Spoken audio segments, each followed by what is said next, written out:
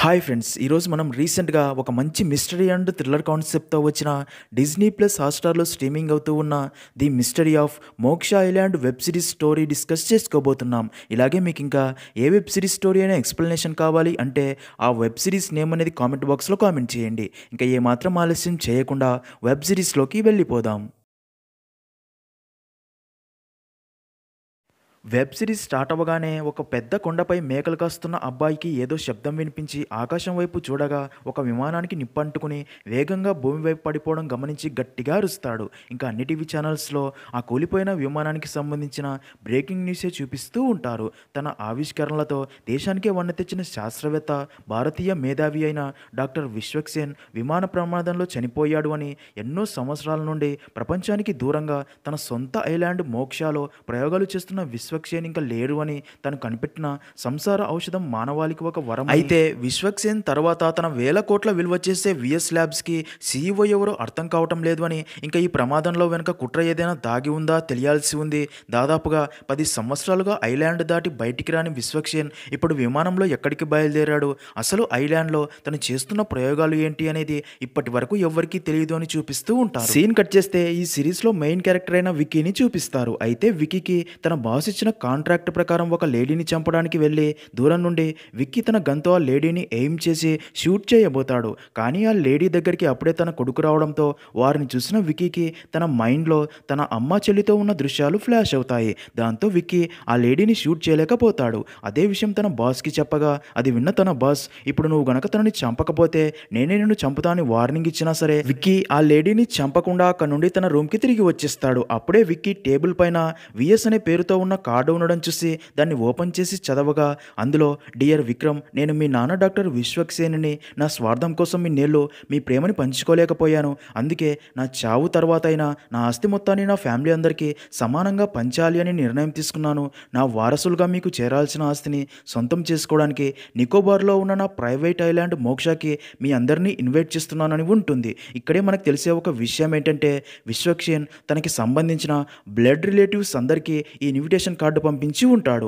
ఆ invitation card చదివిన విశ్వక్సేన్ భార్య మీనా మాత్రం వీడికి సంబంధించినవి అన్నీ ప్రమాదమే అని అక్కడికి వెళ్ళొద్దు అని తన కొడుకుతో చెప్తుంది. ఇంకా అదంతా చదివిన విక్కీకి తన అమ్మ చెల్లితో ఉన్న దృశ్యాలు మళ్ళీ ఫ్లాష్ అయ్యి చాలా ఎమోషనల్ అవుతాడు. నెక్స్ట్ సీన్లో విశ్వక్సేన్ పంపిన ఇన్విటేషన్ కార్డులో మోక్ష ఐలాండ్కి వచ్చేవారు రేపు సాయంత్రం యాట్ క్లబ్కి చేరుకోండి, మీకోసం బోట్ రెడీగా ఉంటుంది అని ఉండటంతో విక్కీ యాట్ క్లబ్కి చేరుకుంటాడు. అయితే అప్పటికే అక్కడికి విశ్వక్సేన్కి సంబంధించిన బ్లడ్ రిలేషన్ ఉన్న అందరూ వచ్చి ఉంటారు. వారిని చూసిన విక్కీకి అసలు ఏమీ అర్థం కాదు. నిజానికి అక్కడ ఉన్న అందరికీ ఒక ఫ్యామిలీ గురించి మరొక ఫ్యామిలీకి తెలియదు. అందరూ ఒకరినొకరు విచిత్రంగా చూస్తూ ఉంటారు. అలా అందరూ వచ్చాక ఒక వ్యక్తి అందరినీ యాట్లోకి ఎక్కించుకుని యాట్ అక్కడి నుంచి ఐలాండ్కి బయలుదేరుతుంది. నిజానికి అక్కడ ఉన్నవారు విశ్వక్సేన్కి ఎవరు ఏమవుతారో కూడా విక్కీకి ఇంకా క్లారిటీ ఉండదు. కానీ అందరూ తన వారసులే అని చెప్తూ ఉంటారు. అలా కాసేపటికి యాట్ మోక్ష ఐలాండ్కి చేరుకుంటుంది. అలా ఆ ఐలాండ్లోని స్టాఫ్ వారందరినీ ఒక ఇంటి దగ్గరికి తీసుకుని వెళ్తారు. అప్పుడే మాయా అనే అమ్మాయి వారి దగ్గరికి వచ్చి వారితో, మీ మైండ్లో ఎన్నో ప్రశ్నలు ఉన్నాయని మీ ఫేస్ చూస్తేనే అర్థమవుతుంది, వాటికి సమాధానాలు త్వరలోనే తెలుస్తాయి. డాక్టర్ విశ్వక్సేన్ లాంటి గ్రేట్ మ్యాన్కి రిలేటివ్స్ అవ్వడం మీ లక్, అది మీకు తెలుసు అని వారందరినీ లోపలికి తీసుకుని వెళ్ళి ఒక ప్లేస్లో కూర్చోబెట్టి ఇప్పుడు మీతో విశ్వక్సేన్ మాట్లాడతారు అని చెప్పగానే వారి ముందు హోలోగ్రామ్ టెక్నాలజీ ద్వారా అప్పటికే రికార్డ్ చేసిన విశ్వక్సేన్ ఆకారం వారితో మాట్లాడుతూ, హాయ్ డియర్ ఫ్యామిలీ, నేను చనిపోలేదు, చనిపోయింది నా బాడీ మాత్రమే, నా రక్తం మీలో ఇంకా బ్రతికే ఉంది. నేను చనిపోయే చివరి క్షణం దాకా మీలో ఒక్కరిని కూడా నా పక్కన ఉంచుకోలేకపోయాననే బాధ నన్ను ఇంకా క్షీణింపజేస్తుంది. నాకు నేను చనిపోతున్నానని తెలుస్తుంది, అందుకే ఈ వీడియో రికార్డ్ చేశాను. ఇప్పుడు నా ఆస్తి 24,000 కోట్లు అని చెప్పగానే అది విన్న అందరూ షాక్ అవుతారు. నా ఆస్తి మొత్తాన్ని మీ అందరికీ సమానంగా పంచి ఇవ్వాలని డిసిషన్ తీసుకున్నా అని చెప్పడంతో అందరూ చాలా హ్యాపీగా ఫీల్ అవుతారు. కానీ ఒక కండిషన్, ఎవరైతే ఈ ఐలాండ్లో ఒక వారం రోజులు ఉంటారో వాళ్ళకి మాత్రమే నా ఆస్తిని ఈక్వల్గా డివైడ్ చేసి ఇవ్వడం జరుగుతుంది. మీ అందరినీ ఇలా ఒకే చోటుకి తీసుకురావడానికి కారణం మీ అందరూ ఒకరి గురించి ఒకరు బాగా తెలుసుకోవాలి అని, నేను చేసిన తప్పు మీరు ఎవరూ చేయకూడదు అనే. డబ్బు చాలా తెలివైనది, రిలేషన్స్ని మర్చిపోయేలా చేస్తుంది, బట్ రిమెంబర్ ఫ్యామిలీ మ్యాటర్స్ అని చెప్పి నవ్వుతాడు. అలా స్క్రీన్ ఆఫ్ అవుతుంది. ఇంకా అదంతా విన్నా అక్కడికి వచ్చిన అందరూ మొదట డబ్బు కోసం వారం రోజులు ఈ ఐలాండ్లో ఎవడు ఉంటాడని సీరియస్ అవుతారు. కానీ 24,000 కోట్లు గుర్తొచ్చి అందరూ వారం రోజులు అక్కడే ఉండాలని ఫిక్స్ అవుతారు. అయితే ఒక కపుల్ మాత్రం, మేము ఇక్కడికి వచ్చింది డబ్బు కోసం కాదు, మా రిలేటివ్స్ అందరినీ కలవడం కోసం మాత్రమే వీళ్ళందరినీ కలిశాము. మీరందరూ బయటికి వచ్చాక మళ్ళీ కలుద్దాము. కానీ ఒక మాట గుర్తుపెట్టుకోండి, మనీ స్పాయిల్స్ రిలేషన్షిప్స్ అని చెప్పి అక్కడ నుండి వెళ్ళిపోతారు. అప్పుడే మాయా అక్కడి వారందరితో మీలో ఒకరిని విఎస్ గ్రూప్కి సీఈఓగా అపాయింట్ చేయడం జరుగుతుంది అని వారు ఉండేందుకు ఎవరికి వారి రూమ్స్ చూపిస్తారు. నెక్స్ట్ సీన్లో అదే రోజు రాత్రి విక్కీ తన ఫోన్లో తీసిన అక్కడి వారందరి ఫొటోస్ చూస్తూ అసలు వీళ్ళకి విశ్వక్సేన్కి రిలేషన్ ఏంటి అని ఆలోచనలో పడతాడు. ఇంకా మరుసటి రోజు ఉదయాన్నే జగదీష్ ఒంటరిగా సముద్రం ఒడ్డుకు వెళ్ళి స్మోక్ చేస్తూ ఉండగా అదే టైంకే ఆ ఐలాండ్లోని ఒక భయంకర ఆకారం గల వ్యక్తి అక్కడికి వచ్చి జగదీష్ పై అటాక్ చేసినట్లు చూపిస్తారు. సీన్ కట్ చేస్తే ఒక లేడీ తన కూతురు కొడుకుని ఫుడ్ తినడానికి రమ్మని పిలుస్తూ ఉండగా చిన్న అండ్ బేబీ మాత్రం తనకి దొరకకుండా ఇంట్లోని ఒక ప్లేస్లో దాక్కుంటారు. అయితే అదే టైంకే ఒక ముసుగు వ్యక్తి ఇంట్లోకి వచ్చి ఆ లేడీకి కత్తి చూపించి బెదిరిస్తూ విశ్వక్సేన్ డైరీ ఎక్కడా అని అడుగుతున్నా సరే ఆ లేడీ చెప్పకపోవడంతో ఆ ముసుగు వ్యక్తి కత్తితో ఆ లేడీని పొడి చేస్తాడు. అక్కడే దాక్కున్న చిన్న వ్యక్తి చేతి మీద ఉన్న పులి టాటూని చూస్తాడు. తన అమ్మని రక్తం మడుగులో చూసి తను ఫుల్గా భయపడి ఏడుస్తాడు. అలా గతం గుర్తు చేసుకున్న విక్కీ ఉలిక్కిపడి నిద్రలేస్తాడు. మరో పక్క అందరూ నిద్రలేచి ఫ్రెష్ అప్ అవుతూ ఉంటారు. ఇదిలా ఉంటే ఆ ఫ్యామిలీలోని ఒక చిన్న పాప బయట కుందేలుని చూసి దాని వెనకాల పరిగెడుతూ అలా అడవిలోకి వెళ్తుంది. అయితే అదే భయంకరమైన వ్యక్తి ఆ పాపని చూసి తననే ఫాలో అవుతూ వస్తాడు. అలా ఆ పాప మీద అటాక్ చేయాలి అని చూడగా అదే టైంకి అక్కడి స్టాఫ్లోని ఒక వ్యక్తి ఆ పాపని చూసి అక్కడికి వచ్చి తనని అక్కడ నుండి తీసుకుని వెళ్తాడు. ఇంకా విక్కీ ఆ చుట్టుపక్కల ప్లేస్ అంతా తిరిగి చూస్తూ ఇక్కడ ఏదో మిస్టీరియస్గా ఉంది అని ఫీల్ అవుతాడు. నెక్స్ట్ సీన్లో అలా అందరూ బ్రేక్ఫాస్ట్ చేస్తూ ఉండగా మీనా అనే పెద్ద ఆవిడ మాత్రం సాడ్గా కూర్చొని ఉండడం చూసిన విక్కీ తన దగ్గరికి వెళ్ళి ఇక్కడ ఎవ్వరికీ లేని టెన్షన్ మీ ఒక్కరిలో మాత్రమే కనిపిస్తుంది ఎందుకు అని అడగ్గా దానికి ఆవిడ మీరందరూ విశ్వక్ గురించి విన్నారు అంతే, నేను అతన్ని దగ్గర నుండి చూశాను అనగా దానికి విక్కీ అయినా ఒక చనిపోయిన మనిషి ఏం చేయగలడు అంటాడు. దానికి ఆవిడ చావు మనిషికి మాత్రమే ఆలోచనలో కాదు అనగా దానికి విక్కీ అసలు మీకు విశ్వక్కి ఎలా పరిచయం అయిందని అడుగుతాడు. దానికి తను నేను నర్సుగా పనిచేసే హాస్పిటల్లో కొత్తగా డాక్టర్గా వచ్చాడు, ఒక్క చూపుతో నన్ను తన ప్రేమలో పడేలా చేసి నన్ను పెళ్లి చేసుకున్నాడు, తను ఏదైనా కావాలి అనుకుంటే ఏం చేసినా సరే సాధిస్తాడు, అలా తన మాయలో పడిపోయాను, అన్ని లక్షణాలు ఉన్న మనిషిని ఒక కుటుంబం అనే బంధంతో ఆపగలమా, అలా నన్ను నా పిల్లల్ని వదిలేశాడని చెప్తుంది. అదంతా విన్న విక్కీ అక్కడ ఉన్న అందరినీ చూసి ఇంతమంది వారసులు ఉన్నారు అంటే తనకి చాలా అఫైర్స్ ఉన్నట్లే కదా, అసలు విశ్వక్ నాకు తండ్రి ఎలా అవుతాడో మీకు ఏమైనా తెలుసా అని అడగ్గా దానికి తను తెలియదు బాబు, వాడు నిన్ను వదిలేసినట్టే నన్ను నా పిల్లల్ని వదిలేశాడు, వాడు మనిషి కాదు రాక్షసుడు అని చెప్పగా దానికి విక్కీ మీరన్నట్టే తను రాక్షసుడైతే తన చావుని మనం సెలబ్రేట్ చేసుకోవాలి కదా, హ్యాపీగా ఉండండి. ఇదిలా ఉంటే ఉదయం నుంచి జగదీష్ కనిపించకపోవడంతో తన బావ వెంకట్ అండ్ అక్క ఝాన్సీలో అదే విషయం అక్కడి వారందరికీ చెప్పి టెన్షన్ పడతారు. అది విన్న విక్కీ జగదీష్ బీచ్ వైపు లేదా అడవిలోకి వెళ్ళి ఉండే ఛాన్స్ ఉంది, అందుకే మనం 2 గ్రూప్స్గా వెతుకుదామని చెప్పి అలా అందరూ 2 గ్రూప్స్గా జగదీష్ని వెతుక్కుంటూ వెళ్తారు. కానీ వారికి జగదీష్ ఎక్కడా కనిపించాడు. ఇంకా జగదీష్ గురించి అక్కడి స్టాఫ్ని అడగ్గా వారు అసలు ఎలాంటి సమాధానం చెప్పకుండా రోబోస్ లాగా విని వెళ్ళిపోతూ ఉంటారు.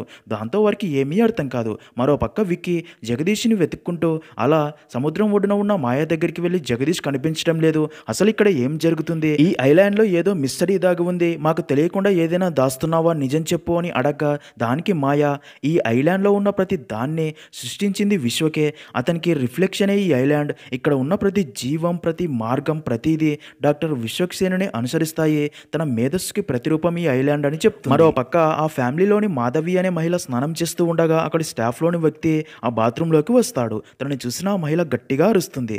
దాంతో తన భర్త అండ్ మిగతా అందరూ అక్కడికి చేరుకుని ఆ వ్యక్తిని పట్టుకుని కొట్టబోగా అప్పుడే వారికి తెలిసే విషయం ఏంటంటే తను బ్లైండ్ అని, తనకి విజువల్స్ అన్ని బ్లర్గా కనిపిస్తాయి అని, అందుకే తనని వదిలేస్తారు. ఇంకా నటాషా అండ్ వరుణ్ జగదీష్ కోసం వెతుకుతూ ఇద్దరూ బావమర్దలు అవుతారు అని తెలిసి ప్రేమగా మాట్లాడుకుంటూ వెళ్తారు. వారి మాటలు విన్న భయంకరమైన వ్యక్తి వారి మాటలు వినిపిస్తున్న వైపు వారిని వెతుక్కుంటూ వస్తాడు. మరో పక్క విక్కీ అండ్ మాయా బీచ్లో జగదీష్ కోసం చూస్తూ ఉండగా అప్పుడే అక్కడికి జగదీష్ అక్కాబావలు వచ్చి జగదీష్ కనబడకపోవడంతో చాలా టెన్షన్ పడతారు.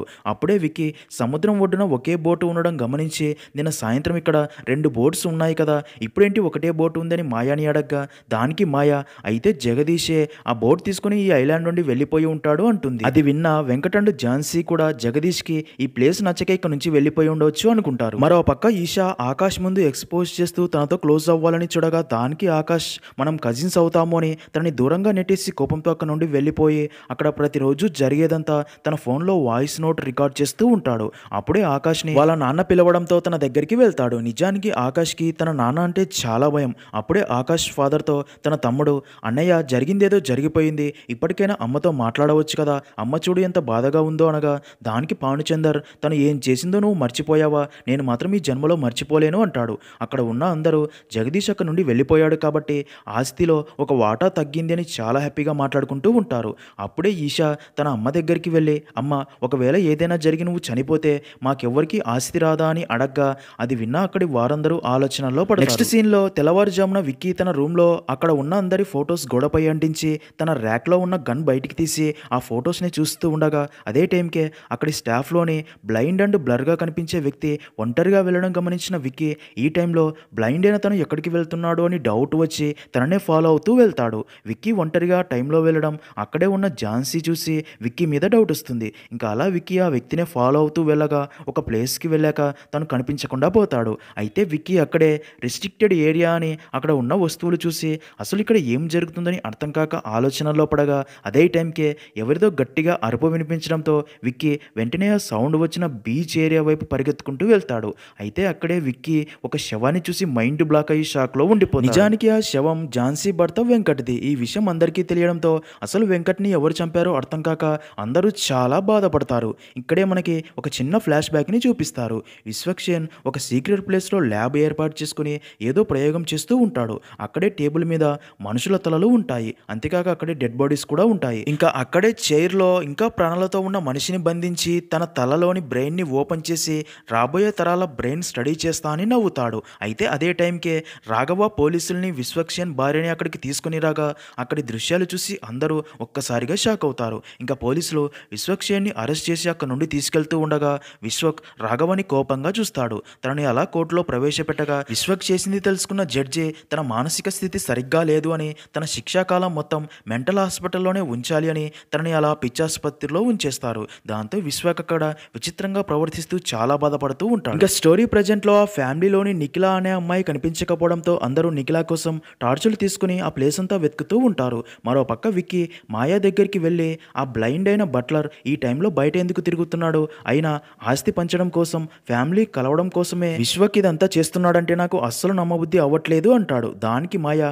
రాత్రి పగలు కళ్ళు ఉన్న మనకే ఆ బట్లర్కి కాదుగా పవర్ సిస్టమ్స్ చెక్ చేయడానికి వెళ్ళి వస్తూ ఉంటాడు. ఇంకా ఇక్కడ ఎవ్వరు ఉన్నా లేకున్నా సరే డబ్బు కోసం నువ్వైతే తప్పకుండా ఇక్కడే ఉంటావు అనిపిస్తుంది అంటుంది. దానికి విక్కీ ఇక్కడ నా చెల్లెలు కూడా ఉందా అని అడగ్గా దానికి మాయా విశ్వక్సేన్ బ్లడ్ అయినా నువ్వు ఇక్కడే ఉన్నావు కాబట్టి నీ చెల్లెలు కూడా ఇక్కడే వీరిలోనే ఉంటుంది కదా మరి అంటుంది. మరో పక్క నిఖిల కోసం అడవి మొత్తం వెతుకుతూ ఉండగా ఒక ప్లేస్లో ఇషా కాలికి ఏదో తగిలి కింద పడి అక్కడి దృశ్యం చూసి షాక్ అయ్యి గట్టిగా అరుస్తుంది.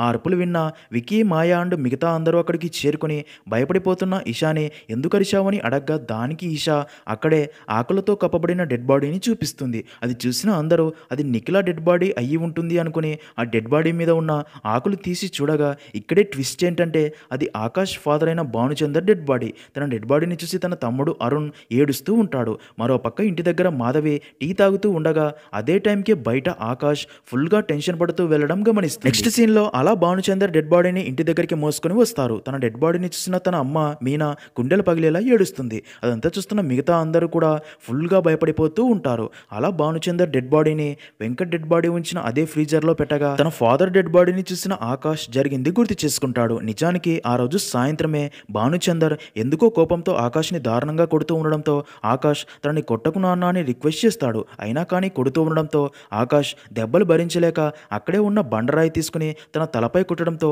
భానుచందర్ అక్కడికక్కడే చనిపోతాడు. అది చూసి ఆకాష్ విచిత్రంగా ప్రవర్తిస్తాడు. ఇంకా స్టోరీ ప్రజెంట్లో మిగతా అందరూ మాయా వైపు కోపంగా చూస్తూ అసలు ఇక్కడ ఏం జరుగుతుంది, ఇదంతా ఎవరు చేస్తున్నారు, మా కూతురు నిఖిల ఎక్కడ చెప్పు అని సీరియస్ అవుతారు. దానికి మాయా మీ ప్రాబ్లమ్స్కి నన్ను బ్లేమ్ చేయకండి, ఒక టీం మొత్తం ఆల్రెడీ నిఖిల కోసం వెతుకుతూనే ఉంది, ఇక్కడ నా డ్యూటీ మిమ్మల్ని బాగా చూసుకోవడం మాత్రమే, నా పని నేను చేస్తున్నా, నన్ను అనుమానించి నా వైపు వేలు చూపించే ముందు మీ చుట్టూ ఉన్న వారిని చూసుకోండి అని చెప్తుంది.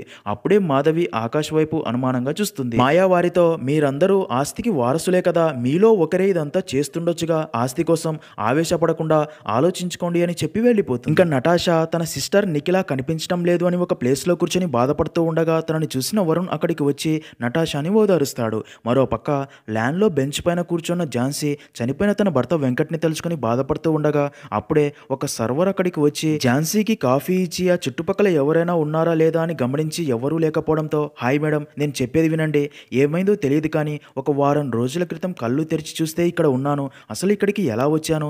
ఏం చేస్తున్నానో ఏం అర్థం కాలేదు. నాతో పాటు చాలామంది ఉన్నారు. రోజు అందరూ పడుకునే ముందు హెడ్ గేర్ వేసుకుని పడుకుంటారు మేడం.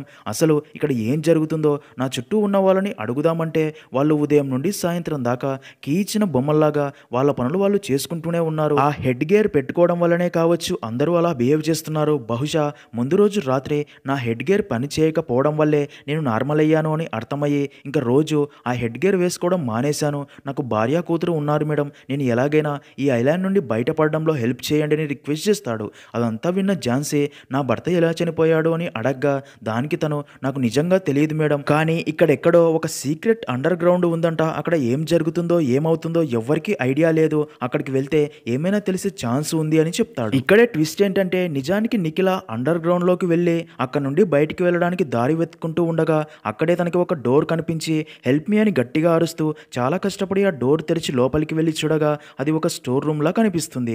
అక్కడే తనకి ఒక పుస్తకం కనిపించడంతో దాన్ని ఓపెన్ చేసి చూడగా అందులో హ్యూమన్ బాడీ డయాగ్రామ్స్ ఉంటాయి. వాటిని చూసిన నిఖిల షాక్ అవ్వగా అప్పుడే ఏదో అనౌన్స్మెంట్ వినిపించడంతో నిఖిల భయపడి అక్కడే బీర్వాలో దాక్కుంటుంది. ఇదిలా ఉంటే మాధవి తన భర్తతో ఇషా చెప్పింది కదా ఎంత తక్కువ మంది మిగిలితే అంత ఎక్కువ డబ్బు వస్తుంది అని. ఇక్కడ ఎవరిని నమ్మలేము, ఎవరో మనల్ని ఏదో చేసేలోపు మనమే వారిని చంపేద్దామని చెప్తుంది. నెక్స్ట్ సీన్ లో విక్కీ గోడ మీద అంటించిన ఫొటోస్ లో చనిపోయిన వారికి ఎక్స్ మార్క్ పెట్టి ఝాన్సీ ఫోటోనే చూస్తూ ఒకవేళ తనే నా సిస్టర్ అయి ఉంటుందేమో అనుకుంటాడు. మరో పక్క ఝాన్సీ తన భర్త వెంకట్ చెప్పిన మాట గుర్తు చేసుకుంటుంది. ఇక్కడ ఉన్న వారిలో విక్కీ ఒక్కడే నమ్మకంగా కనబడుతున్నాడు అని. సీన్ కట్ చేస్తే మరుసటి రోజు ఉదయం ఝాన్సీ దగ్గరికి విక్కీ రాగా ఝాన్సీ తనతో నాకు ఒక హెల్ప్ కావాలి అని, ఆ బట్లర్ ఇక్కడ ఏదో రెస్ట్రిక్టెడ్ ఏరియా ఉంది అని చెప్పాడు, అది ఎక్కడో నాకు తెలియాలి, ఆ ప్లేస్ని నేను ఒకసారి చూడాలి అని చెప్పడంతో దానికి విక్కీ ఆ ప్లేస్ ఎక్కడుందో నాకు తెలుసు అని చెప్పి ఝాన్సీని ఆ ప్లేస్కి తీసుకుని వెళ్తాడు.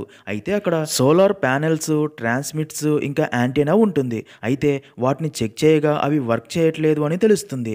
అయితే ఝాన్సీ ఆ ప్లేస్ అంతా చెక్ చేసినా సరే అక్కడ ఎలాంటి అండర్ గ్రౌండ్ దారి లేదు అని అర్థమయ్యి అక్కడ నుండి తిరిగి వచ్చేస్తారు. మరో పక్క నటాషా అమ్మ శ్రావణి నటాషా కనిపించకపోవడంతో తనను వెతుక్కుంటూ వెళ్ళగా ఒక ప్లేస్లో నటాషా అండ్ వరుణ్ ఇద్దరు నిద్రపోయి ఉంటారు. దాంతో శ్రావణికి చాలా కోపం వచ్చి వరుణ్ని బాగా తిట్టి వరుణ్ పేరెంట్స్ దగ్గరికి వచ్చి మీకు డబ్బు సంపాదించడం చేతకాక నీ కొడుకుని నా కూతుర్ని బుట్టలో వేసుకోమని పంపావా, మీ కూతురుతో కూడా ఎవరినో ఒకరిని తగులుకో అని చెప్పారా ఏంటి, అందుకే ఎప్పుడు అలాగే బిహేవ్ చేస్తూ ఉంటుంది అనగా అది విన్న అరుణ్కి చాలా కోపం వస్తుంది. అలా అరుణ్ ఫ్యామిలీకి శ్రావణి ఫ్యామిలీకి మధ్య గొడవ స్టార్ట్ అవుతుంది. శ్రావణి బిహేవియర్ చూసిన అరుణ్ తనతో అయినా అక్రమ సంబంధానికి పుట్టిన దాని నుండి ఇంతకంటే ఏం ఎక్స్పెక్ట్ చేస్తాంలే అంటాడు. అది విన్న వారు అమ్మ కంగారు పడగా శ్రావణి షాక్ అయ్యి అన్నయ్య ఏం మాట్లాడుతున్నావురా అంటుంది. దానికి అరుణ్ అవునే నువ్వు మా తోడబుట్టిన దానివి కాదు, మా నాన్న విశ్వక్సేన్ ఉన్నప్పుడే అమ్మ రాఘవగాడితో తప్పు చేయడం వల్లే నువ్వు పుట్టావనడంతో అది విన్న శ్రావణి చాలా ఎమోషనల్ అవుతుంది.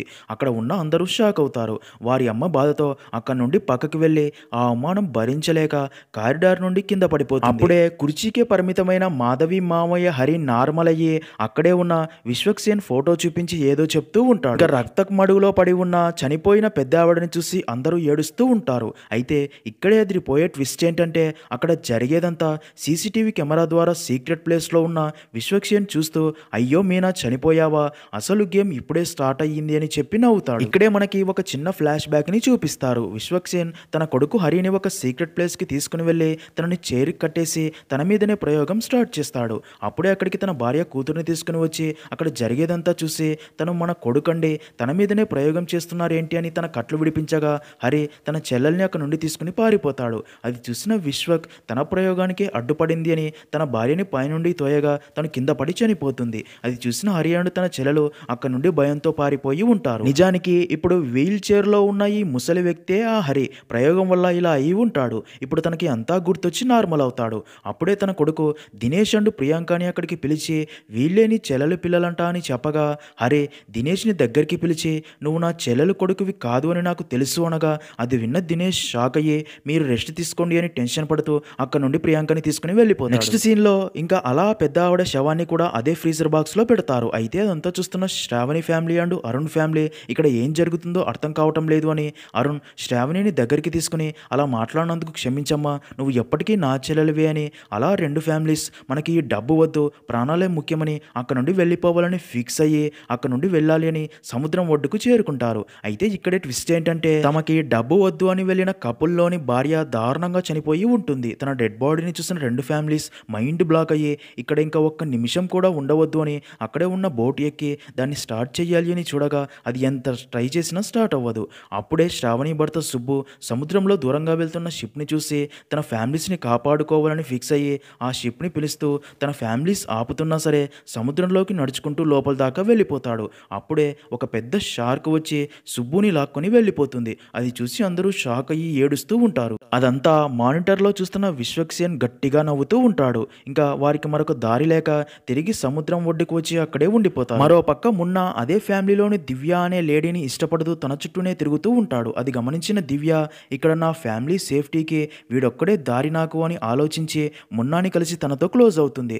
అప్పుడే మున్నా దివ్యతో అసలు నీకు విశ్వక్కి రిలేషన్ ఏంటి అని అడగ్గా దానికి దివ్య విశ్వక్సేన్ నా తండ్రి కానీ కన్న తండ్రి కాదు అని జరిగింది చెప్తుంది.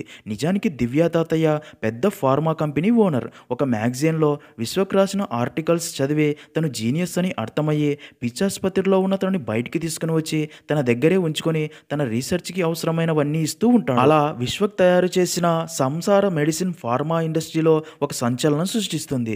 దాంతో దివ్య తాతయ్యకి విశ్వక్ మీద మరింత నమ్మకం పెరిగి కంపెనీని అలాగే విధవరాలైన దివ్య అమ్మని చూసుకోమని విశ్వక్ చేతుల్లో పెడతాడు. తర్వాత కొన్ని నెలలకే తాతయ్య తర్వాత దివ్య అమ్మ కూడా చనిపోతారు. విశ్వక్ పై డౌట్ ఉన్నా సరే అడిగేవారు లేకపోవడంతో తర్వాత దివ్యాండు తన తమ్ముణ్ణి హాస్టల్కి పంపించి స్లోగా కంపెనీని అలాగే ఆస్తి మొత్తాన్ని తన పేరు మీదకి మార్చుకుని ఉంటాడు. తన రీసెర్చ్ల ద్వారా కంపెనీని ఒక లెవెల్కి తీసుకెళ్లాడు. నేను మా ఆస్తి కోసం లాయర్స్ ద్వారా చాలా పోరాడాము కానీ ఎలాంటి లాభం లేదు. అదే డిప్రెషన్తో నా తమ్ముడు సూసైడ్ అటెంప్ట్ కూడా చేశాడు. మాకు హెల్ప్ చేయడానికి ఎవ్వరూ లేరు, అలసిపోయాను అని చెప్పి చాలా బాధపడుతుంది. అదంతా విన్న మున్న నేను మీకు హెల్ప్ చేస్తాను అని ధైర్యం చెప్పి ఓదారుస్తాడు. ఇదిలా ఉంటే ఝాన్సీ ఆ ఇంట్లోని మెయిన్ బట్లర్ ఏదైనా దాస్తున్నాడేమో అని డౌట్ వచ్చి సీక్రెట్గా తన రూమ్లోకి వెళ్ళి తన వస్తువులన్నీ చెక్ చేస్తూ ఉండగా అప్పుడే అక్కడికి ఆ బట్లర్ వచ్చి madam may I help you అనగా ఝాన్సీ తనని చూసి షాక్లో ఉండిపోతుంది. అప్పుడే ఝాన్సీ ఆ బట్లర్ చేయి పైన ఉన్న పులి టాటూ చూసి ఇంకా ఉదయం నుంచి ఝాన్సీ కనిపించడం లేదు అని తెలిసిన విక్కీ షాక్ అయ్యి ఝాన్సీ కోసం ఆ ఐలాండ్లోని అడవి మొత్తం వెతుకుతూ ఉంటాడు. కానీ తనకి ఝాన్సీ కనిపించదు. ఇంకా అదే రోజు రాత్రి దినేష్ హరి ఉన్న ప్లేస్కి వచ్చి నిజం నీతోనే అంతమవ్వాలి అని తనకి ఊపిరాడనవ్వకుండా చేసి చంపుతూ గతం గుర్తు చేసుకుంటాడు. నిజానికి దినేష్ అండ్ ప్రియాంక లవర్స్. ప్రియాంక మాత్రమే హరి చెల్లెలు కూతురు. తన అన్నయ్య యాక్సిడెంట్లో చనిపోయి ఉంటాడు. ప్రియాంకకి ఆ ఇన్విటేషన్ వచ్చాక ఆస్తి వాట కొట్టేయాలి అనే ప్లాన్ ప్రకారం దినేష్ని తన అన్నయ్యలాగా అక్కడికి తీసుకుని వచ్చి ఉంటుంది. ఇంకా అలా ఇక్కడికి వచ్చాక ఒక రోజు దినేష్ అండ్ ప్రియాంక క్లోజ్గా ఉండడం వెంకట్ చూసేస్తాడు. దాంతో దినేష్ వెంకట్ ఈ నిజం అందరికీ చెప్తాడేమో అని భయపడి వెంకట్ని చంపేసి ఉంటాడు. అలా ఇప్పుడు హరిని కూడా చంపి అక్కడి నుండి వెళ్ళిపోతాడు. మరో పక్క శ్రావణి అండ్ అరుణ్ ఫ్యామిలీ ఆ రాత్రి అక్కడే సముద్రం ఒడ్డున నిద్రపోతూ ఉంటారు.